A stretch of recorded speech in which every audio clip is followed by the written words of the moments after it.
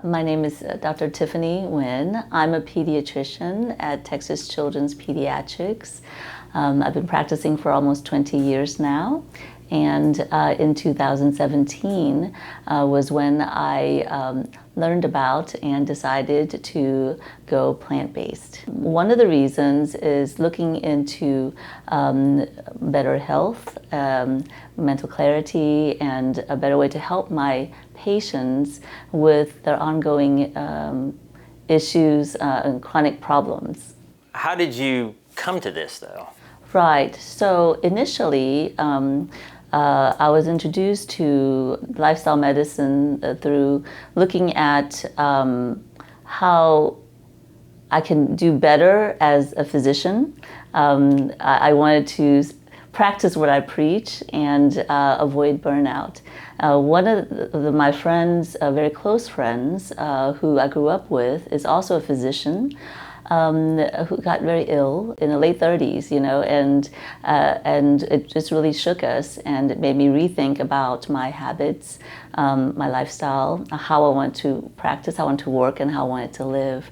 So we attended this conference at Harvard, looking at lifestyle, and delving into that, I went to the conference from the American College of Lifestyle Medicine, learn more about plant-based, and really hit me hard when I saw a slide showing, all the problems that I see when I was learning in medical school, chronic issues that we're facing today, namely, high blood pressure, heart disease, diabetes.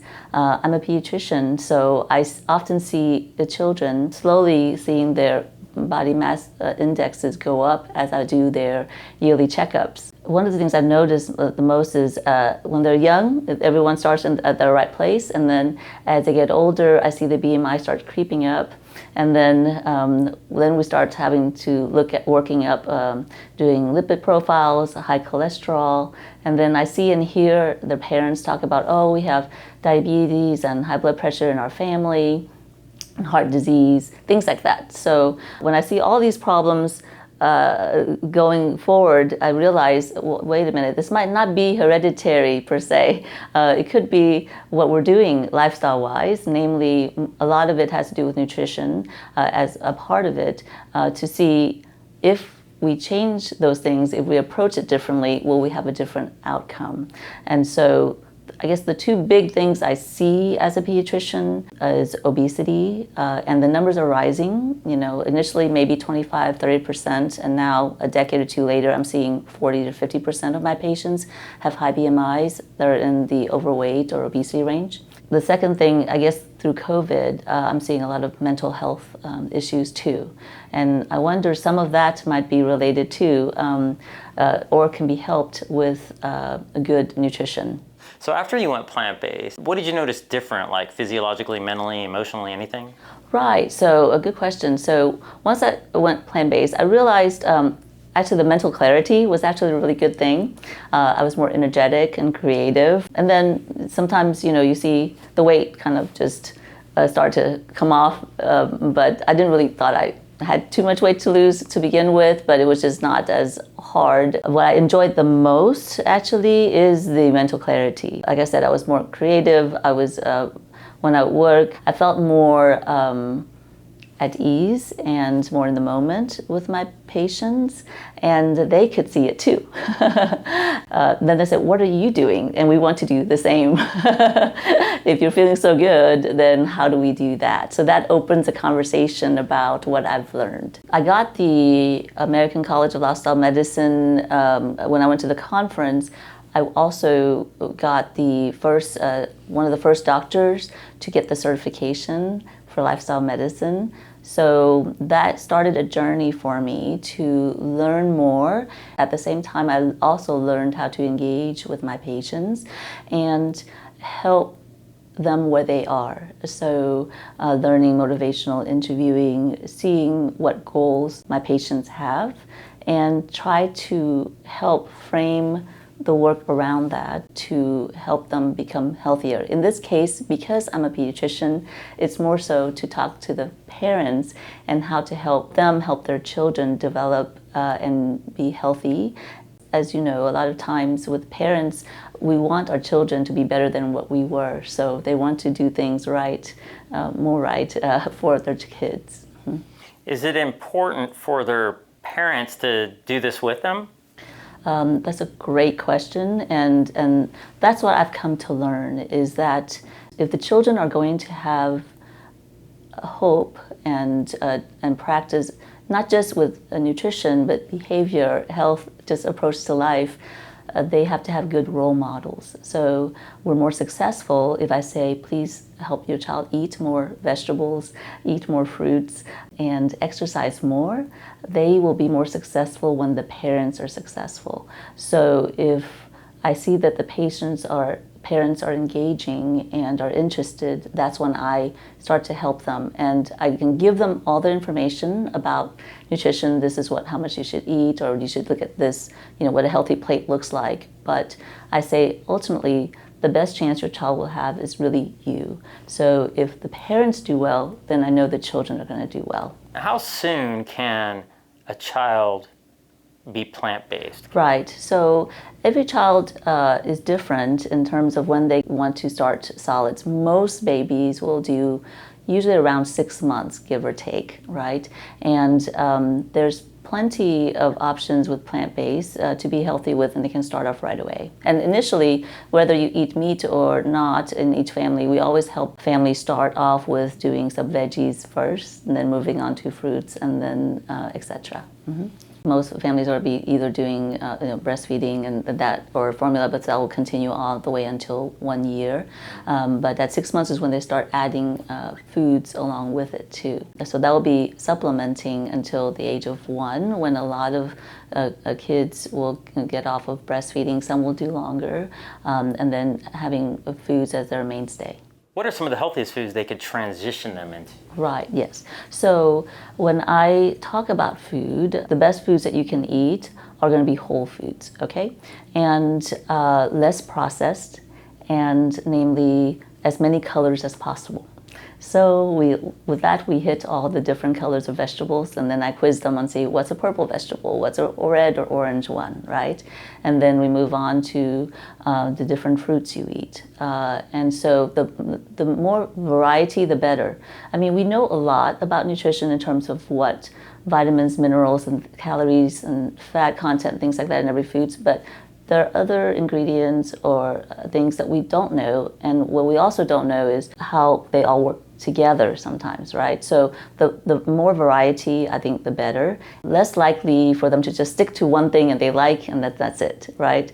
And so any fruit, any vegetable, you can say, preferably minimally processed. So I tell patients, if you have to cut it open or tear it open, then you want to minimize that. But if it needs some preparation on your parents' part to help you, then that's even better. And if foods that you can get organic if possible, then you can eat the skin of it as well, even better. Mm-hmm. I like to kind of explain to people that I eat beans, greens, grains, fruits, veggies, mushrooms, nuts, seeds, herbs, and spices. Right. Now, beans, there's so many different kinds of legumes and so many different kinds of grains. And are all of these appropriate to transition into? It depends on the age, right? And so one of the things, and I'm talking in general with my older kids here, there's a really cool app from Dr. Greger that's called the Daily Dozen. And then so he goes through and explains the whys, of the different kinds.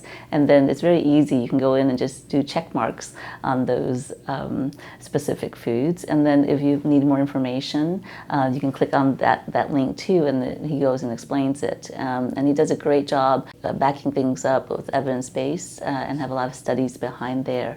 So that's a good resource that I often share with families. Now, when we talk about babies growing up and starting to do solids, the pendulum shifts in the past few decades. Initially, we wait very long before we introduce the higher allergenic foods. Nowadays, we should introduce everything a little bit earlier on so that you can help the child be exposed to it, so that's like they'll develop an allergy to it later. So it's all over the place at this time, and so namely, the nuts are part of that. With being plant-based, you don't have to worry about the egg and the fish and the shellfish and things like that. But it all goes into, and I think I talk to patients all the time with, if there's family histories of food allergies, then we need to be a little bit more mindful and thoughtful about how we slowly introduce, or if it's very severe reactions when they come in and see me before they even started something, but someone accidentally gave them some foods, and then I send them to see an allergist to do some testing to see how severe it is and how you want to start, if at all. Mm-hmm. Is there any need to recommend any animal to people? I don't think so. Most of my time is spent saying, well, we want to see how we can minimize that. All of the nutrients you will need, with the exception of B12 that needs to be supplemented in your diet, can be found in plant-based foods, right? And so I wouldn't say you have to eat chicken here or beef there. I would say, well, you're doing quite a bit already. How do we maybe reduce it by half, right?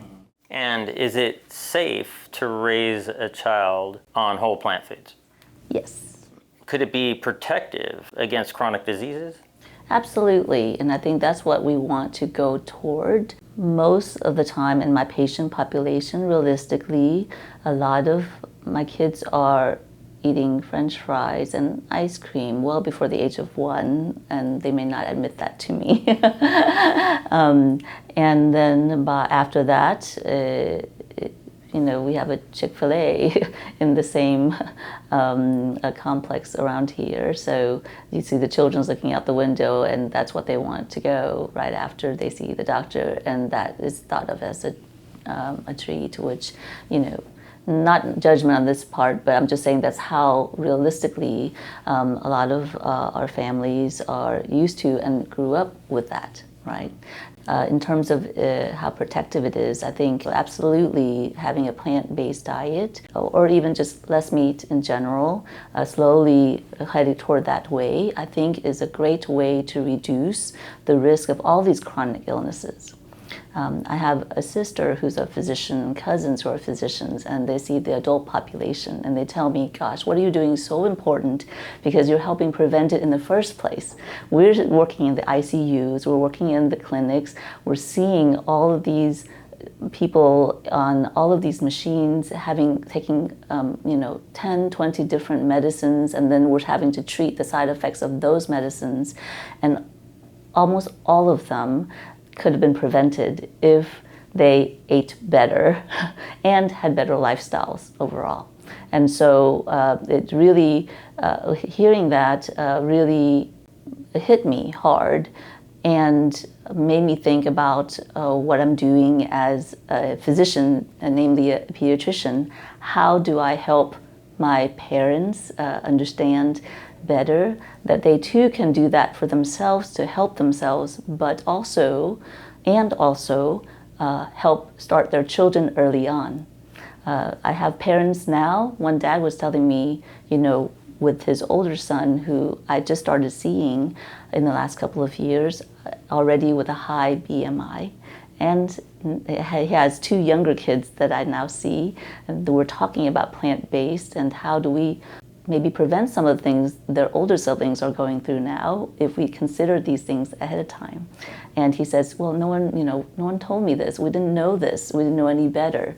And so now that we do, with the younger ones, we're trying to look at it from a plant-based approach to help the younger siblings. So it's very exciting and very rewarding for me to do that. Mm-hmm.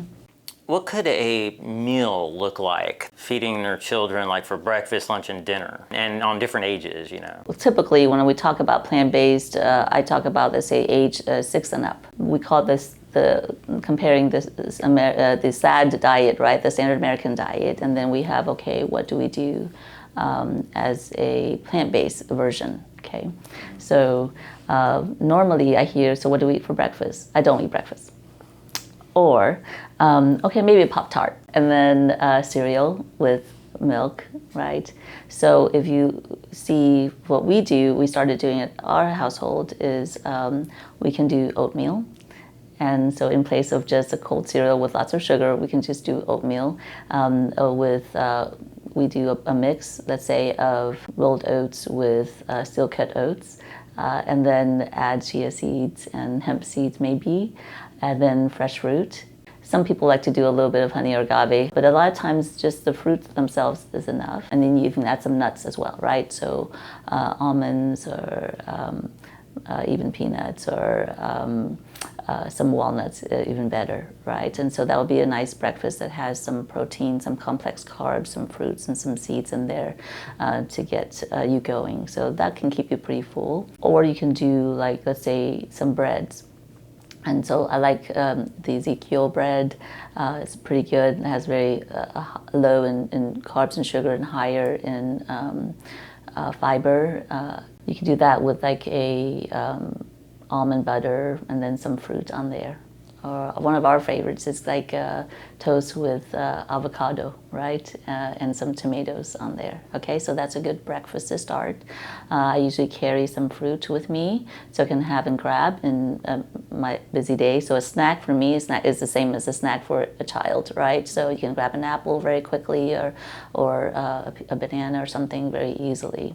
And then for lunchtime, you can similar. You can pack. You can do anything. You can do dinner from the night before or a sandwich. You can make with, let's say, different kinds of lettuce. Potato salads, make it made with vegan ingredients, and you can get that off of, let's say, I use the Forks Over Knives app quite a bit. You can download it for $5, and then you can get new recipes from there, and then pack that along with some fruit or some veggies, or you can just do some hummus as well. And then when they get, a lot of kids after school, they're ready for a snack because they're getting ready to go off for sports. So then you can do, I would say, just pack some nuts and some maybe some dried fruit or fresh fruit to take, and then eat that so they can have some fuel. And then for dinner at home, they can make ahead of time. So you can have really anything. We like to do tofu. You can pan fry that, or you can bake it, add veggies to that. We also like to do a lot of different kinds of mushrooms and use a lot of different seasonings in there. And a lot of times it tastes great because it's you can do it as a savory dish on top of quinoa, for instance, right? So that's a typical day. I'm telling you, typical meals that we have and I have, and that's what most families can do. And like I said, what I like about the Forks Over Knives app is that you can look for breakfast, lunch, dinner, snack options, and then go from there. Now, how do you start and think about that? Because it's very overwhelming for families, and some families don't even know how to cook or use knives or even know where to buy these ingredients. It's a big challenge for a lot of families, and time is a big challenge because they have multiple kids who have to get to multiple places. And in where I work here, most families, both parents are working as well. So we want to eat healthy, but how do they do that? And we have to consider time and cost and skills, and then will the kids eat it when they pay for all these things, and the kids only want, let's go to McDonald's, right? Because it's faster and easier. So it's a big commitment, and then we have to really get into the why when parents want to, say, eat healthier. Mm-hmm. I eat the same way, and a lot of times I'll use banana or dates for a sweetener. Yes. So we try different things, right? To have date and then date syrup, right? And also I like a lot of the dried fruit to add to the flavoring as well. You just have to be mindful not to do too much because that can add quite a bit of sugar too, right? But dates are great, and I don't know if you heard of lychee. You know, they have dried lychee that we usually make into like add to sugar and it sweetens it up, so it sweetens any other desserts too. Mm-hmm. Yeah. Like applesauce, that's a good like substitute for Yes. oil, or even bananas could be. Correct. There was a time when a lot of the parents are going through, the Atkins diet and then the keto diet, right? And so the kids grew up learning a lot about those flavors and are used to that. So I said, well, if you like steak, why don't you try this? And we just get steak seasoning, right? And we just sprinkle it on broccoli, sprinkle it on cauliflower, carrots, and then you pan roast it. And so they have the crunch, you have the savoriness and the flavors of it, and the kids actually liked it. So a lot of substitutions is what I'm trying to say, that you can look and see what foods are you familiar with that brings you joy or comfort, and see if you can find healthier ingredients or options to maybe mimic that flavor, so that you can start enjoying it from that point of view. What happens? The parents are not used to eating lots of vegetables, right, or lots of fruits. So then when they prepare that for the children, it's going to be soggy, no flavor, and they make a face, maybe, maybe not, but the children pick up on that. They're not used to it. So then the parents are eating one thing, the children are eating a different thing because the parents think that the kids should be eating that, but the flavor is nowhere near what they're used to, right? So that's why I think with children, it's an especially challenging issue, because if the parents aren't enjoying those tastes and flavors, they may or may not be able to make it appetizing for their children. And so that may be a challenge for the kids not to like it as well. We should think about and talk about whole foods, plant-based, and not get so hung up on, is this vegan or not? Any product that's made to mimic meat-like foods, you might look and see, and sometimes we've noticed, I say we because my daughter and I go, and when we shop, we look at the ingredients a lot just to see, and find out that there's maybe even more salt or more oils to mimic the flavors. So you're eating also another processed product. So I'm not sure if that's healthier. So there are claims out there of people who are eating vegan. They say they went to vegan and then they didn't lose weight, or they gained even more weight. Then I ask, so why is that, right? So we need to take a look at exactly what ingredients are in your diet. I mean, chips are vegan, right? I guess marijuana is vegan, right? But would that be good for you, right? Okay. You mentioned Nutrition Facts, and they did do a side-by-side comparison. And you're right, sodium was high, maybe the oil and all that. But there was like no cholesterol, no other things that may be problematic with the meat. Maybe if they're hung up on that, it could be a transitional thing, maybe? There's many ways to approach a big lifestyle change like that, right? And so I think everyone has to decide for themselves how they want to do that. I don't see that as an absolute no or an absolute yes. I think that some people take some time to transition and decide what is important for them, and for some you might just even eating half of what you were doing before will be enough. And if it's very important that you don't do meat and you do something like that, then maybe that is a good option.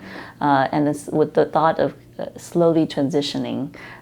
So considering how that's cooked and how much you eat too, right? Yeah. I've heard a lot of people who raise their children vegan, they'll introduce kale really early because it could have a bitter taste maybe if they're not used to it. Is that something that parents might want to consider, like, for example, kale, arugula, romaine, or whatever, these greens, because greens are extremely important, right? Yes. So I think greens are super important, and they have a variety of tastes, whether it be bitter or sweet or some combination of that. If you grew up eating all these foods, that's what you know as food, then that's what you know. I was born in Vietnam, and I we were there until I was 6 when we escaped and came here. So what do I eat there? I ate mint. I ate all these types of herbs that I only can find in Asian stores sometimes here. And some of them were bitter, some of them were spicy. And I ate bitter melon, right? So who knows what bitter melon is, right? And so eggplant, even Thai peppers, so super spicy, because I see my grandparents eat that and I want to be like them. So, I mean, here we talk about kale, but then I was eating bitter melon. So it's all relative, and it's really, that's why I always encourage families to just introduce, explore, and if you have a good and healthy attitude toward food and respect for it, your children will too. Mm-hmm. And some people will, to get them used to it, they'll do like in a smoothie. Right. So some foods may not have as strong of a flavor as others, and so one of the things, and that's a very good point, Jeff, is I say if you're not used to eating something, you might add it to a smoothie. So if they like strawberry, banana, for instance, they can make a smoothie and then put a little bit of spinach in there, put a little cauliflower in there, a little bit of carrot in there, and slowly they're used to those kind of flavors, and then when they start eating the actual foods, it may not be too foreign to them. I like to throw in a little pineapple or orange juice just to kind of mix it up too, and some peanut butter. Yes. My smoothies are pretty crazy. Yes. And so maybe also, I like to add seeds to every meal, like, right. And even the snack mix. You mentioned making a snack mix. I think like to help get that omega-3 in there, like if it's in every meal. Right. Do you think that could be advantageous? Yes, I think that's a great idea. One of the things people like to make is granola.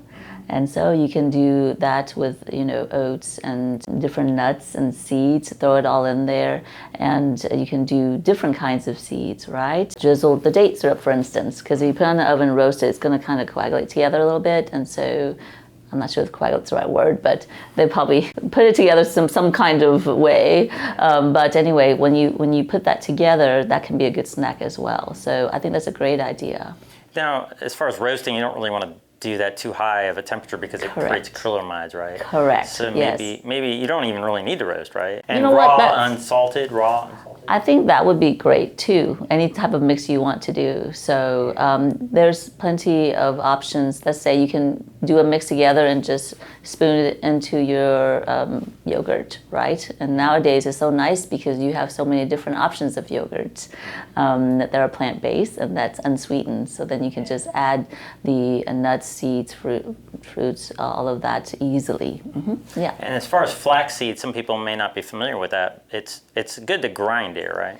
Correct, and that's what I've learned to do. Or if you buy it, you have to store it in the refrigerator. But grounded is better, yes. The variety of seeds, like sunflower seeds are high in vitamin E and omega-6, which is good if you're trying to balance out with the omega-3, like the flax and stuff like that. I don't really put flax in my granola mix or whatever, my nut seed mix, but I'll put it in smoothies or maybe even a soup or a salad. I might, but mostly like smoothies and cookies or something that I make that are like no bake or I mean, it sounds complicated, but you mentioned earlier variety. Maybe that's kind of the behind the scenes of the variety, right? Correct, yes. And I think you can get very creative in the kitchen, to do those kind of things. The more, the better, I think, in terms of variety-wise. And then taste, I think, over time changes. I remember originally when I first brought Ezekiel bread home, my family did not take to it very well because they're so used to, the white bread or the French bread and all these things. And then over time, I think as your body changes chemically, right, because you have, and we haven't talked much about, your microbiome, in your system. I tell my patients, you have all these different organisms in your body, maybe more than even yourself. And so you crave foods because your body asks for it. And so as your body chemistry changes, when your diet changes, then things start tasting better to you. If you don't eat a lot of the ultra sweet foods, especially sweetened, with the artificial sweeteners that make it taste even more so, once you scale down a little bit, a raspberry tastes much more sweet to you after you haven't eaten a lot of sugars. But if you eat a lot of sugars, then your brain will think, well, the raspberry is super sour, but you don't appreciate the sweetness to it. So it's all relative in your body, and as you change your eating habits, I think your body chemistry change, your tongue kind of tastes change, and you can appreciate the subtleties of natural foods a little bit better. Yeah, that's such a cool thing to think about too. I love what Dr. Greger of Nutrition Facts says, all tastes are acquired except for human breast milk. So you can learn to love things that love you back, essentially. Exactly, yes. So I remember when I was in 4th grade, right, I ate, we had what's called a smorgasbord. I didn't know what that was. And I was so excited because when we got there, everyone brought something different. And so everyone brought a big dish, and one of my friends brought this salad with this big old black, it looks like a big black grape. So I was so excited I grabbed that because no one else did. And I was in my mind picturing a black grape that's going to be super sweet and super crunchy. And then I bit into it, and it was very salty and soft and soggy. I didn't know what that was. And then I realized it was an olive. And so slowly I was like, what? But I really want to be able to eat this well. So I actually made myself practice eating olives, and one day learning to appreciate that. So that served me well when I traveled in Italy. And I'm glad you brought up olives, because I'll throw an olive or an avocado or some nuts or seeds in my salad. Again, that variety helps, because the fats help absorb certain fat-soluble nutrients, right? Right, that adds a flavor, and it has a savoriness to it that helps you to feel satiated, right? You think about satiety, and then in your mind, if you have to eat a 12-ounce steak to be satisfied, then you may have to start, slowly. When you have these flavors that are savory, you get used to that, and you feel like that's helps you to feel satisfied. And I think that's a very important point in being able to eat different foods in general. The microbiome, I'm glad you brought that up, because sometimes people, they may not be eating any of these foods, and it might take them a while to acclimate. So, they maybe need to start off slow, just eat maybe a spoonful of beans the first day, right? And I've heard Dr. Furman mention that, and different people. That way they don't get too bloated or gassy because, can you talk about that a little? Yes. So one of the tricks I learned, I don't know with which doctor or which chef I watched, but if you get canned beans, for instance, make sure you rinse it out really well. And then with all foods that you eat, right, just eat a little bit at a time to get used to it. And as your body transitions, then you can digest it better and you feel better doing it. Being in tune and focusing on your food, understanding and appreciating the taste, and then over time, see how it feels with your body. And then you feel good doing that. And then when you're off a little bit, when you're back into old ways, you might feel different, more sluggish, for instance. Sometimes I have patients who feel tired all the time, right? And when they eat better, they might feel better, but they wouldn't know that unless they ate better. And so you don't know what you don't know. And so systematically introduce these foods over time, give yourself time, and have faith that eventually it'll feel good and you'll be energized and be doing something good for long-term health, right? Yes, and I do appreciate that. Everything slowly, and I think with a lot of grace. This is a process. It's not all or nothing, and so I really encourage families. It's okay. You do what you can.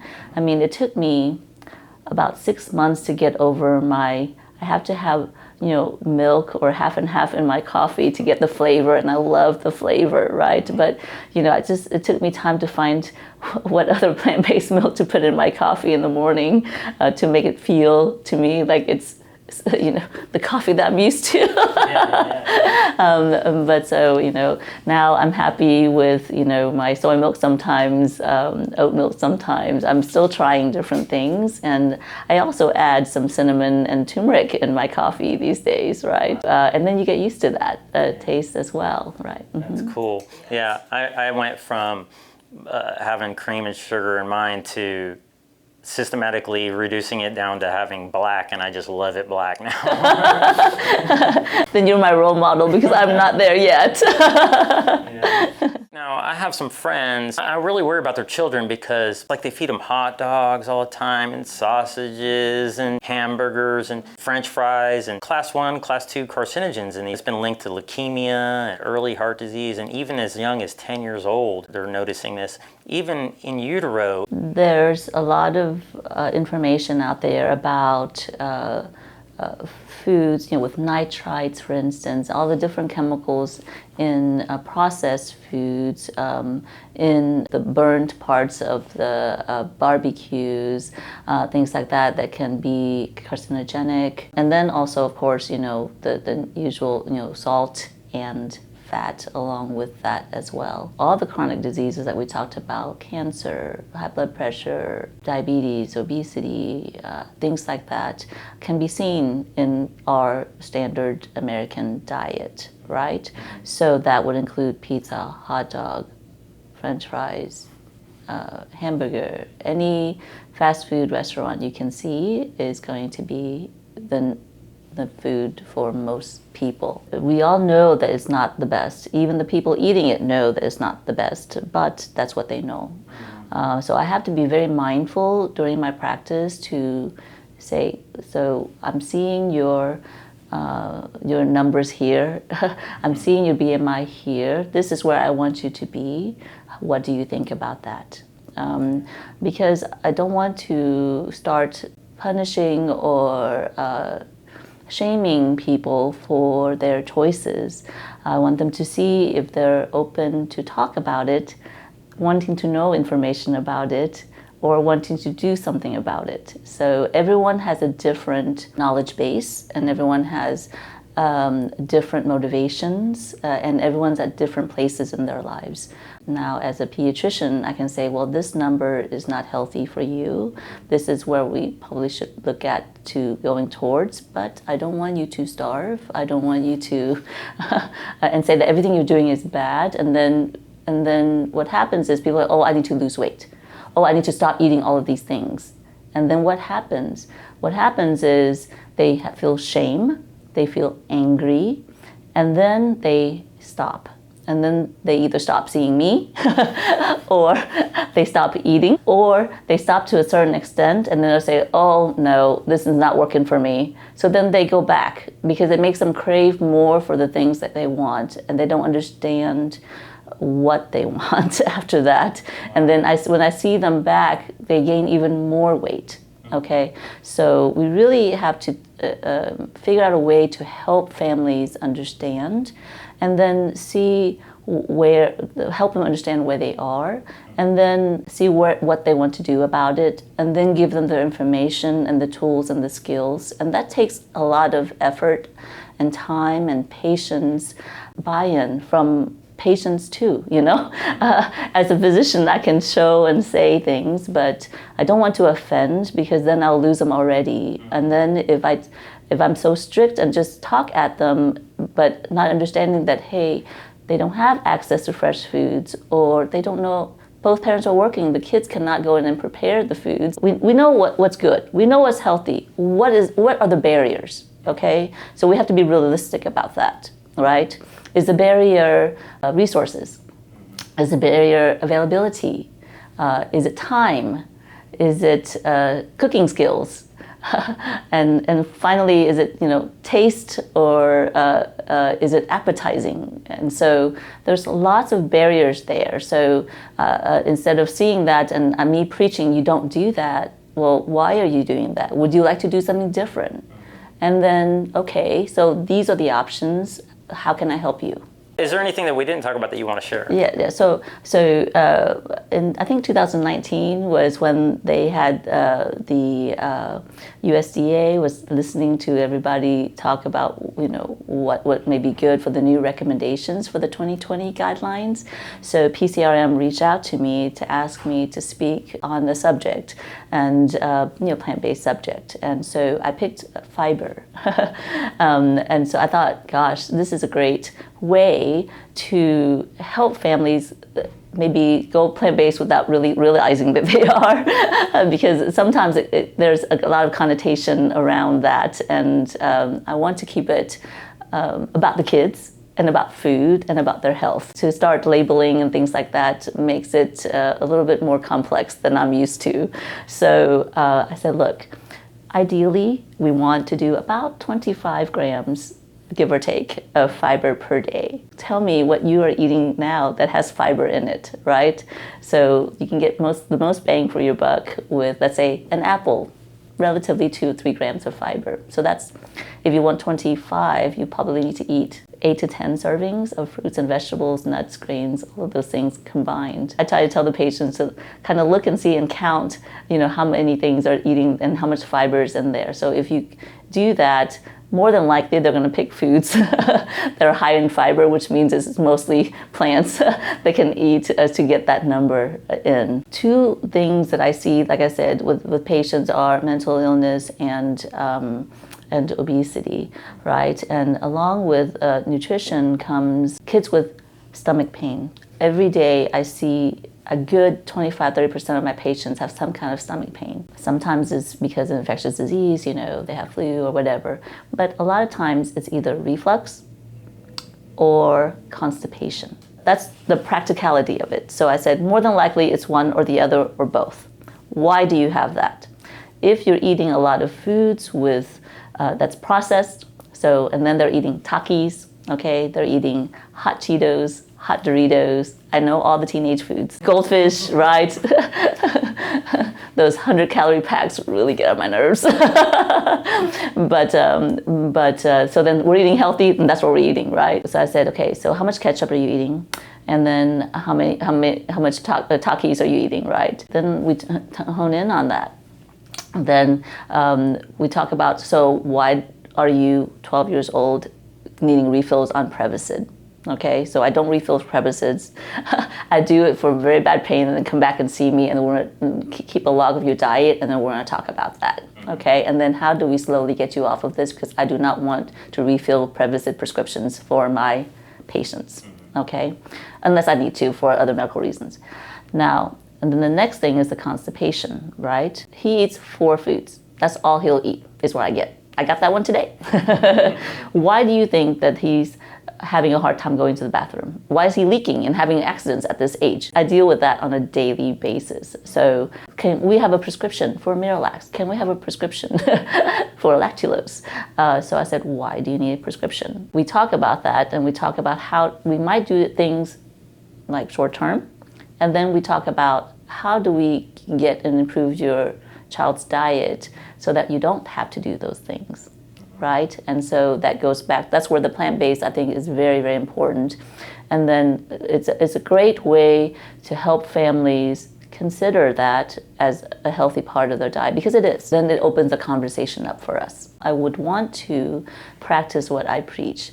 So if I tell my patients, I think you really need to exercise an hour a day for the young ones, and then with adults, we have other guidelines, but if I want them to exercise, if I want them to have a good relationship with their family, if I want them to eat better, sleep better, then I should work toward that myself. One, so that they can see that. And then secondly, I'm going through, and if I'm having challenges, I can understand those challenges so that I can help my patients say, hey, I have a hard time with that too. And this is what I've tried, or this is what I'm trying, see what you think.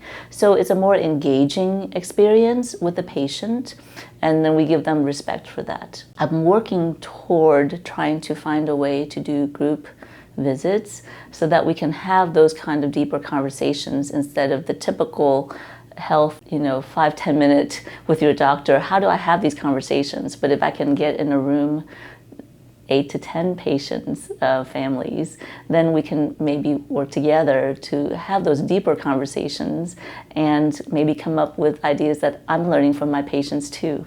Mm-hmm. Is your daughter plant-based? Yes. How long has she been plant-based?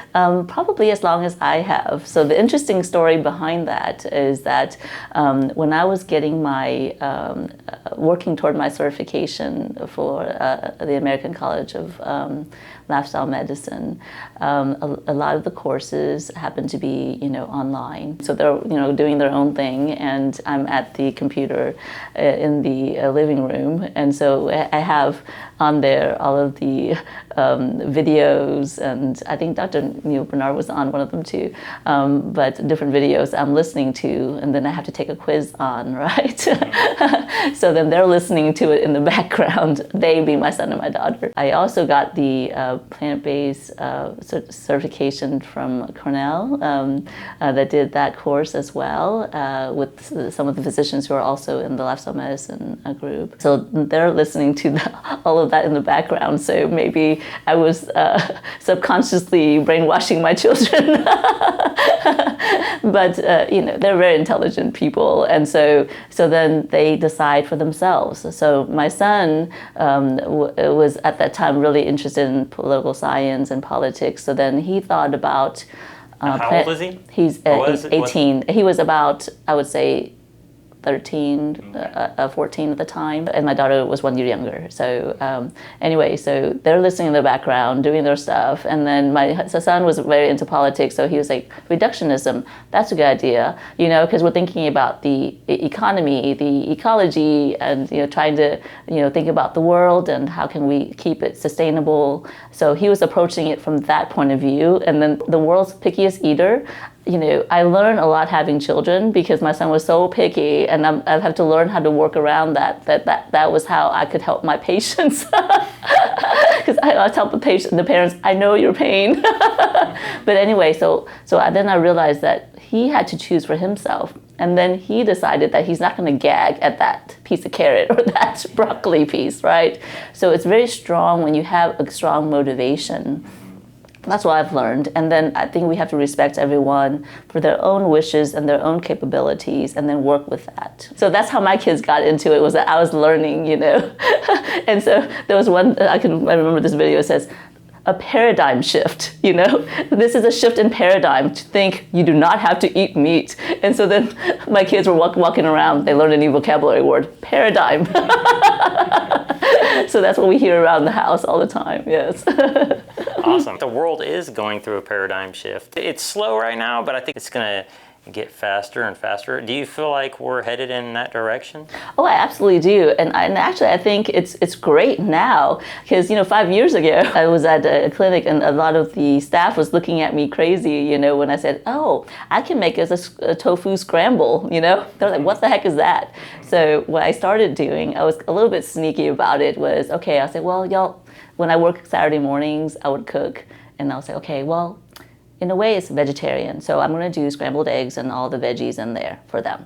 And then slowly, I replaced it with tofu. They didn't know. It tasted great. Thank you, Dr. Nguyen. And I was like, did you know that you just ate that? So that's why I say I have to meet my patients or my staff where they are, and then not judge, but slowly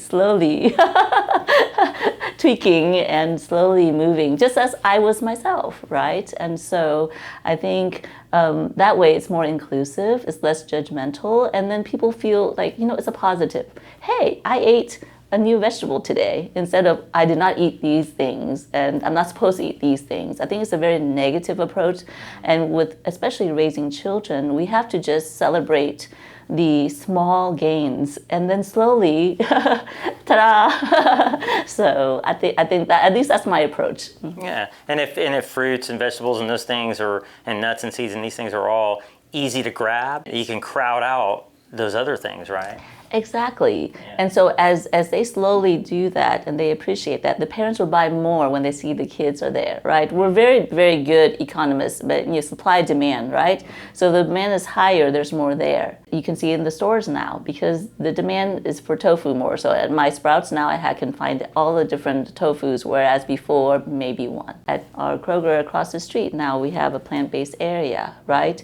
And now if I want creamer, I can have 10 choices versus that one. fun, right? So I think as people are more aware, they're probably more likely to just do that. And then I have families who, well, we just ate that because it tasted good. And I think that's a great gain because it should be good. And that should be the norm. It takes away from labeling as it is. We're just used to that. That's what we know. If they're eating animal products, those might be high in fat. You know, there's 9 calories per gram of fat, 4 calories per gram of carbs and protein. If they're going more and more plant-based, they may have to eat more volume of food, right? Right, yes. So that's a very good point. So we have at our house 2 full-size refrigerators and 2 small-size refrigerators so that we can have the foods that we're eating and cooking and putting for the next day, and then we have the storage ones to go. The nice thing is, depending on where you live, some people can go shop every couple of days so they can eat more fresh, but you can look into, buying frozen foods, some fresh foods, and then working with that too, and canned foods can be healthy too. So I think everyone has different resources and availability, and these days it makes it a lot easier when you have that availability to kind of grab and go. And I think planning has a lot to do with it. If you think ahead and you can buy ahead, then that will make your week a lot better. Mm-hmm, mm-hmm. Yeah, and some people batch cook for the whole week. Maybe on Sunday they'll cook, 3-4 days worth of foods and kind of plan it out that way. I've heard some people will even go to their favorite restaurant and ask them to make 3 or 4 days worth of food for them. I thought that was kind of a neat little trick. Right. So there's so many different ways to do it, and I think some of the grocery stores are starting to make, you can just buy like a family, pack of things, and then that way, for one person, then you can just freeze it and then just defrost throughout the week. We try to cook, so that way you can have some for the next day, and so that way you can eat and then have some, so you just cook every other day. But some foods I like to make right away, because it takes, the nice thing about cooking a lot of plant-based foods like broccoli and spinach and tofu, you can really put things together 15 minutes or less. If you have all the right ingredients, right? The most time is spent chopping. Shopping and chopping.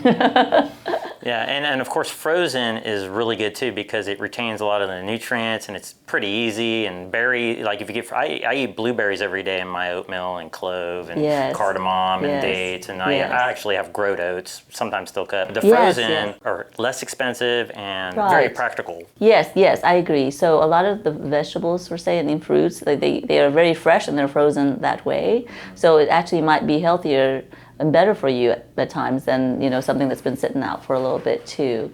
And so I learned from my daughter, you can defrost the strawberries a little bit halfway, and then you can make that. If we have bananas that are very ripe but we haven't eaten them yet, so instead of wasting, we just break it into small pieces and put it in the freezer. So then we can do a banana and strawberry ice cream basically, and add a little bit of peanut butter. I just learned that adding peanut butter to that banana and strawberry, it just makes such a difference. Yeah, and then of course there's different nut butters, like almond butter and stuff. And but you're talking about nice cream, where you're taking the frozen banana and you're blending that. That's correct. Yeah. Yes, that's correct. Yes. That's a super awesome thing.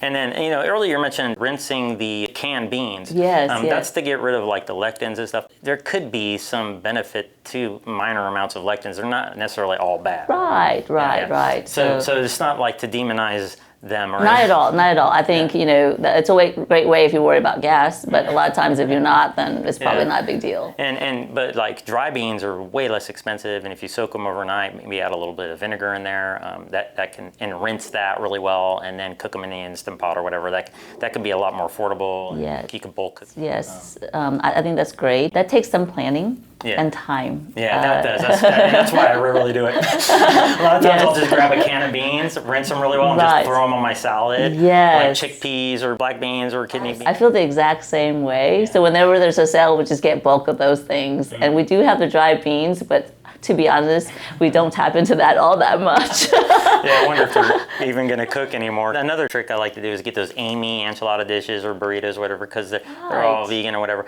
And I can just 3 minutes in the microwave, boom, and then I'll take a whole head of romaine, cut it up really good, and throw it on top of that. And then it's like, that's got my beans and grains and my grains. Yes. It's so quick and easy and nutritious. Right. So I think that's a great idea, and you feel quite full, right? The thing is, well, you digest it quickly, so then you need to be prepared to eat in another couple of hours, which I love to eat. So then it's good if you eat more plant-based because you get more food that way.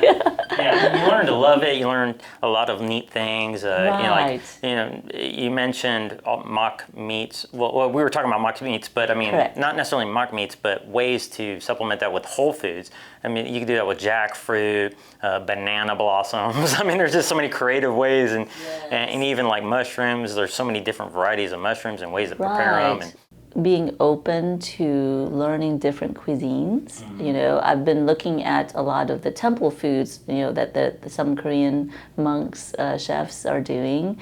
And so there's a lot of old traditions of foods because, meat and seafood were very scarce, right? Until we mass grow them or mass raise them. So then there's a lot more emphasis on flavors of different foods, different soy sauces, and herbs, and kimchi, different like sauerkraut. So miso, right, and tahini, exactly, to make the hummus with. So we actually, because trying to different recipes, learn different tastes, and appreciate that. I think that's great. One of the things we also touched a little bit on was milk and dairy, right? And a lot of families ask me, okay, so by the time they turn 1, we're going to ready to do whole milk, right? And I thought that's one of those things I was like, okay, so this is the window. If you look at the Harvard guidelines for a healthy plate, milk is not a food group. Water. and then I tell my athletes greens and beans, right? And so we look at that differently. You need a vitamin D calcium source, not necessarily cow's milk. A lot of my patient population may be lactose intolerant. I have some patients who are milk protein allergy, when they're doing formula, after 2 months on that, they get bloody stools. So then we talk about that. So how do we avoid those things? And so that opens a window to talk about milk and think about other milks, and then opens the conversation to other foods. And so whole foods, plant-based will be an opportunity for me to talk about health and how to prevent obesity, how to prevent diabetes. So that's a great segue and a great opportunity for me to help my patients to learn about their options, and then maybe think differently, paradigm shift, and then maybe be open to other things. And then that's sometimes the first time some parents hear about that, and then they start looking into it. So I think that's a great opportunity to learn and to be more aware, and then make some more informed decisions about how they want to eat. Mm-hmm. Things like iodine, or you mentioned calcium, and even iron. The earlier they start this, it's my understanding that the better they'll be able to metabolize or synthesize these nutrients naturally from whole food. Right. So I'm not sure about the being able to synthesize or being able to absorb, but I do know, for instance, at between 9 months and 1 year, we do check hemoglobin level to see if there's iron deficiency. So then we talk about diet at that time, or supplements if needed, depending on each child. I think if families with children who are plant-based, then at some point, if we're concerned, we check a B12 level, but we talk about trying to make sure that you get enough folate and B12, in your nutrition. So there's a lot of concern around that, but I think keeping a more but you can have a regular standard American diet and still be deficient in many things, right? So a deficiency is a deficiency, whatever diet it is, and there's going to be blind spots in anything that you do. So we go back to what is the healthiest for you, and then you start from there, and then you work around that. Is how I see it. Mm-hmm. Yeah, and most likely B12 is something we're going to have to supplement, right? Correct. Yeah. So how can they find out more about you? So I'm Dr. Tiffany Nguyen. I work with Texas Children's Pediatrics. I've been with Texas Children's since the beginning. You can come to one of my walks. I host a free walk with a doc every second Saturday of the month. And I'm here at my office seeing patients like all the other pediatricians, and sometimes busier than not. And so I look forward to meeting you and anyone else. And then do you have like any books or anything yet? Not yet, but my daughter and my daughter's she's going to college and she's very interested in nutrition and just health in general, because maybe growing up with a pediatrician mom. So we might be looking into maybe co-writing a book or a series, a variation on the care and keeping of you. So looking at nutrition, looking at health in general. I'm really working hard toward helping my daughter if she decides to go into the route of medicine. How do you do that sustainably and get your sleep even in med school? Are you on social media? No. So how are they going to know when your book comes out? To be honest, I'm one of those. My husband's an IT guy, so I don't have Facebook. I don't have Instagram, anything. I'm just here, and my patients come because they probably know another patient who's here. I don't really advertise. I've never advertised. Okay, well, I guess maybe they'll catch wind of your book. I'm sure it'll be on some Texas Children's website of some sort. I mean, Texas Children's has Facebook and all that. So, yes. Well, thank you so much for your time. I know it's very limited and it's extremely invaluable, and I can't thank you enough. My pleasure. Thank you. Hey, I noticed you happen to have some figs, and it made me think about my fig trees and how much fun I had in the garden with my son, getting in that, sunshine, the dirt. That could be really advantageous for family time. I think that's a great idea. And we're entertaining that too, personally for our family. As you can tell probably with your fig trees, fruit tastes so much better, vegetables taste so much better fresh, right? So my parents lived not too far from us, and my father grew up, before he became all of the other great things that he became, he was a farmer to begin with. So, and he's in his 80s now, extremely active, and has a garden. And that's where I get a lot of my vegetables from. So right now, this year, we have a great winter melon, and he has literally about 100 winter melons. Wow. Yes, a couple of years ago before the freeze here, he had almost like 1,000 grapefruits, And it's a regular suburb garden. It's not anything big and fancy acreage or anything like that. So this year, we're eating winter melon, we're eating cucumbers, and I think some okra. So if you can taste it fresh, you'll see a very big difference. Some of the stores who have organic and fresh can taste pretty good as well, but sometimes can be quite expensive.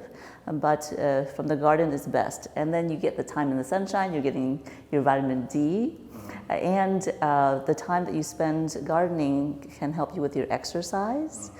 Also, therapeutic as well. And when you're tending to something, caring for something, seeing it grow and rise, you're in tune with nature. And I think that will help in terms of anxiety, depression, because these fruits and vegetables are not judgmental. And if you don't help them, who will? So I think there's a lot of gratification that comes from just being there, digging your hands in the dirt, taking the time to do it, and enjoying yourself. Yeah, and it's such a great activity to do with your kids, and my son, he just loves that stuff because of the time that we spent together doing that. Yes, so I'm hoping, my son was talking about that, so I think we're going to see if we can try to do that or volunteer in like a community garden, so it gives us another opportunity to meet people and work with them. I think it's a great way to be healthy.